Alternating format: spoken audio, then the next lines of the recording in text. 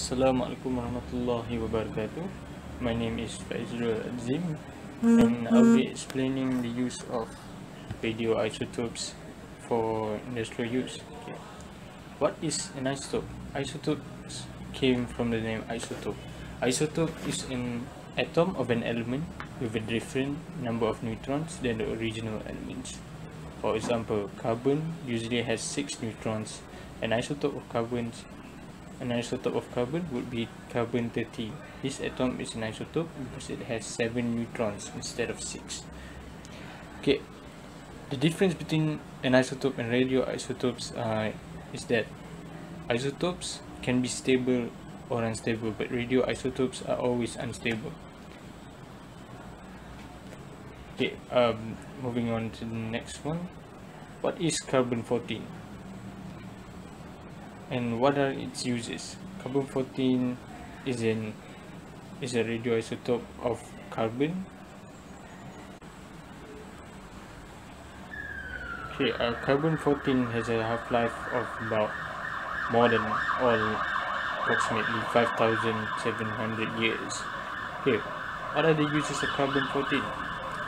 Carbon-14 is used mainly for radiocarbon dating. Radiocarbon dating is a radiometric dating method that uses carbon-14 to determine the age of carbonaceous materials up to 60,000 years old. The technique was developed by Willard Libby and his colleagues in 1949. The frequent uses of the technique is to the organic remains from archaeological sites. Plants fake atmospheric carbon during photosynthesis, so level of carbon-14 in plants and animals when they die approximately equals the level of carbon-14 in the atmosphere at the same time. Okay, the next one is chlorine-36.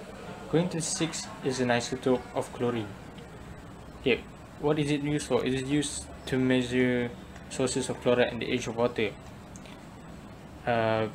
Additionally, large amounts of chlorine-36 were produced by irradiation of seawater during atmospheric and underwater test detonations of nuclear weapons between 1952 and 1958. Okay, this is why it is used to measure the age of water. Okay, the next one is lead-210. It is used to date layers of sand and soil up to 80 years. Okay, lead is an isotope of it's an unstable radioactive isotope of Pb, plumbum or lead. Has in the last few decades been widely used for dating environmental records in lake sediments and peat bogs. It is used for tracing soil erosion within catchment and assessing sediment distribution within a lake basin. Lead-210 has also been used for studying plant uptake of lead through the methodology that's based on artificially spiking the soils with lead-210 and monitoring its subsequent concentrations in the plant and soils rather than the isotopic ratio. Yep, all of these three listed here are naturally occurring radioisotopes. It means that it naturally exists in nature. Okay, moving on to the next one. Next, we got unnaturally occurring radioisotopes. It means that these isotopes are not natural in our environment. These are man-made.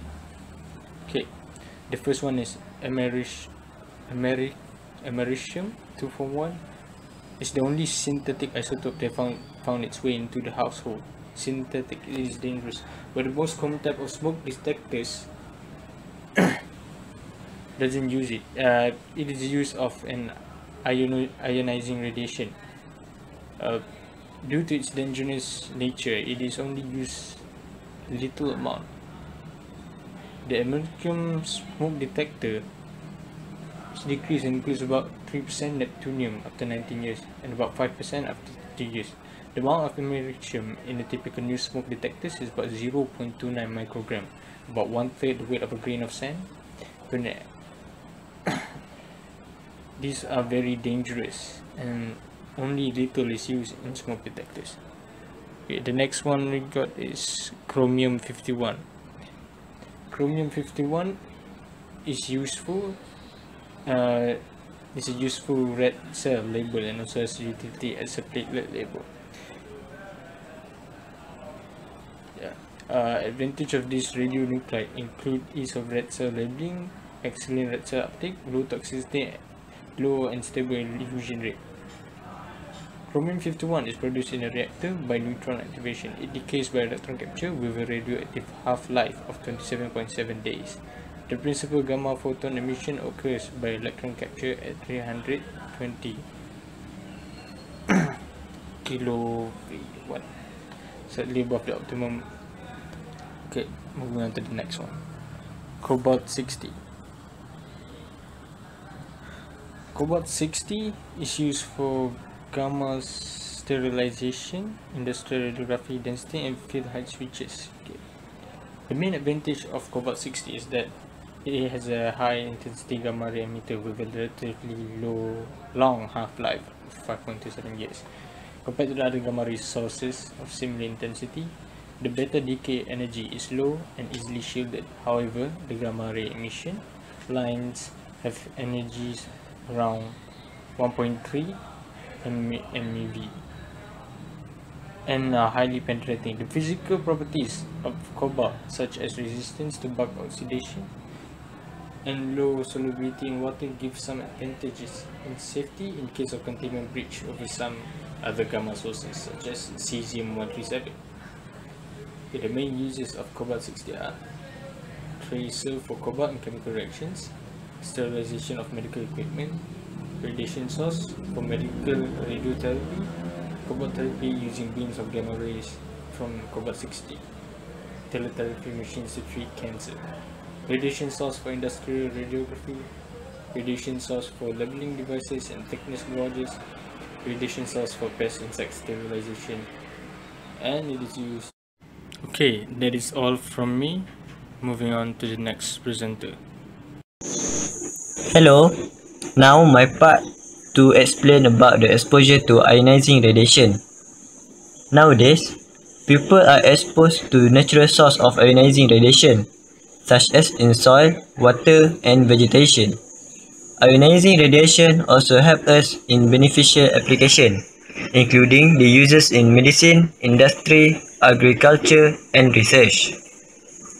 As the use of ionizing radiation increase, so does the potential for health hazard if not properly used or contained. Now, I will explain the type of exposure.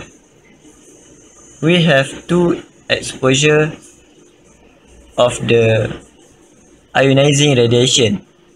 First exposure is internal exposure, which is occur when the radionuclide is inhaled, ingested, or otherwise enter to the bloodstream. For example, by ejecting through or through wounds. The second type is external exposure. External exposure can occur when airborne radioactive material is deposited on skin or clothes. For example, dust, liquid, or aerosol.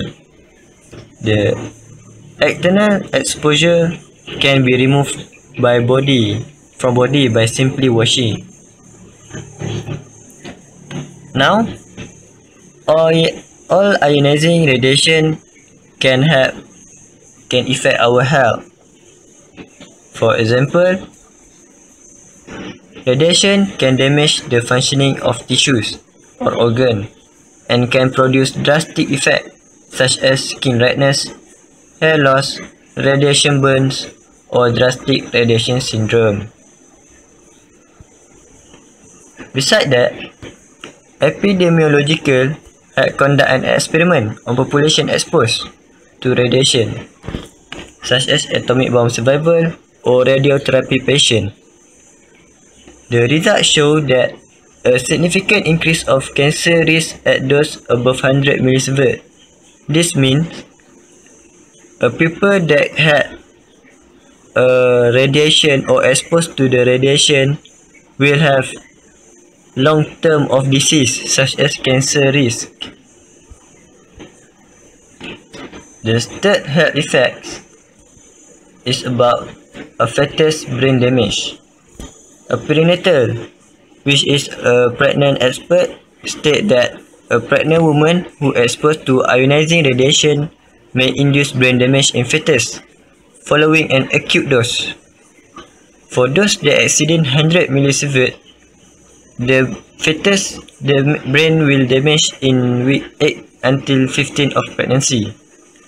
For those at 200 millisievert, the brain damage in fetus will happen about week 16 to 25 of pregnancy. That's all about me. Thank you. Next, we look for advantage and disadvantage of using radioactive. Uh, an example advantage of using radioactive is like range of energies, easily transportable, do not require contact with other materials or media for use, mature technology, and the last one is portable energy source, can requiring other sources of energy for operation. Okay, further disadvantage, uh, like need for precautions to prevent exposure of individuals to harmful radiation. Energy source is always on, thus requiring significant attention to storage, and loss of the source can create an environmental and health hazard. Okay, for the last one is conclusion. As we know, radiation proved to give many benefits in many industries and range in many uses. Although using radiation comes with hazards as bad as that. That's all. That's all. Thank you.